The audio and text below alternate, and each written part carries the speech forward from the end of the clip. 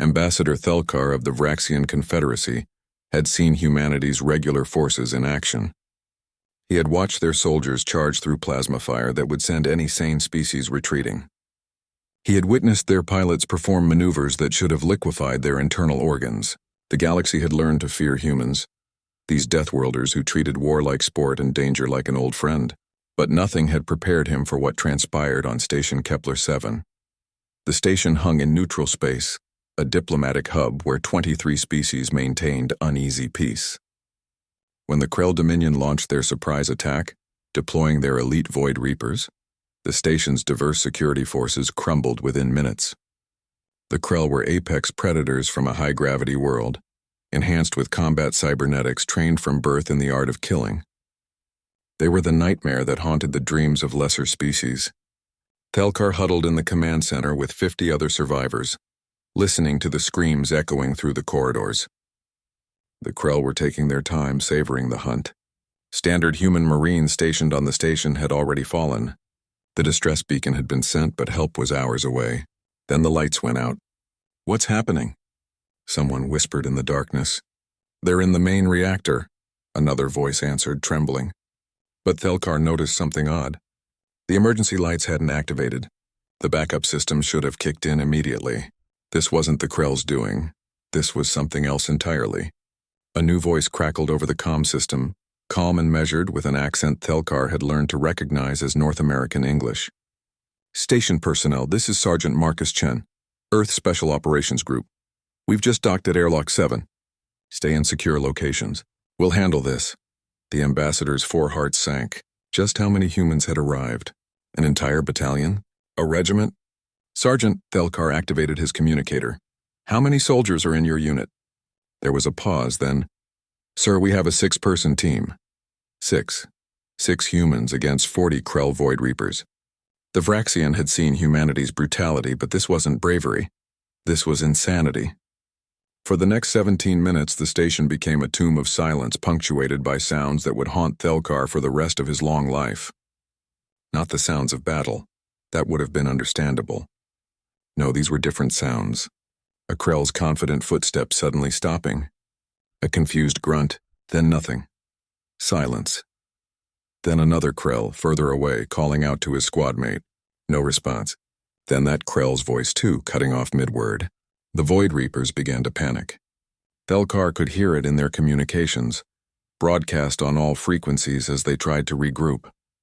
These apex predators, these enhanced killing machines, were experiencing something they had never known. Fear. "Where are they?" A Krell commander snarled. "Report your positions." But one by one, the voices went silent. Thelkar accessed the station's damaged security feeds. What he saw defied everything he thought he understood about human warfare. These weren't the charging, screaming humans he'd seen on battlefields. These were ghosts.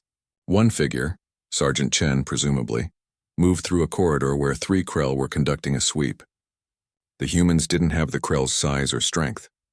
They didn't have advanced armor or energy shields, but they moved with a fluid precision that seemed almost supernatural. Chen simply waited behind a support beam as the Krell passed, then struck with a blade so quickly the camera barely registered it. The first Krell dropped without a sound. The second turned, raising his weapon. But Chen had already moved, using the falling body as cover, his own weapon firing 2 silent shots. The third Krell activated his distress beacon, but Chen was already there, hand covering the alien's mouth, blade finding the gap in his armor. 3 Krell neutralized in under 5 seconds, 0 sounds beyond brief impacts. Another feed showed a female human, callsign Viper according to the squad's tight beam communications, crawling through ventilation shafts that should have been too small for a human. She emerged behind a Krell command post, eliminated 4 enemies with her bare hands and a length of cord, and disappeared before their bodies hit the ground. This wasn't warfare as the galaxy understood it. This was hunting. The Krell commander, a scarred veteran named Grothnak, finally understood what was happening. "Fall back," he roared. "Regroup at the main." The lights came back on. Grothnak stood in the station's central plaza, surrounded by the bodies of his entire unit. All 39 Void Reapers lay dead or unconscious, their weapons scattered across the deck. and standing in a loose semicircle around him were 6 humans in dark, non-reflective armor. They weren't even breathing hard. Sergeant Chen stepped forward, his weapon lowered but ready. You can surrender or you can join your friends. Your choice. Grothnak, who had conquered 7 worlds and never known defeat, dropped his weapon. Hours later, as relief forces arrived, Thelkar watched the 6 humans preparing to depart. They moved with quiet efficiency, checking their gear, speaking in low tones. They could have been farmers or teachers or shopkeepers. Nothing about their appearance suggested the lethal precision he'd witnessed. Sergeant Chen, Thelkar approached cautiously. I have studied human military structure. Your regular forces are formidable, but what makes you different? Chen paused, considering the question. Ambassador, every human soldier is trained to be aggressive, to face fear, to push through pain. That's what makes us humans. But special operations? He glanced at his team. We're the ones who volunteered for the worst missions. We're the ones who said that's not hard enough and asked for more.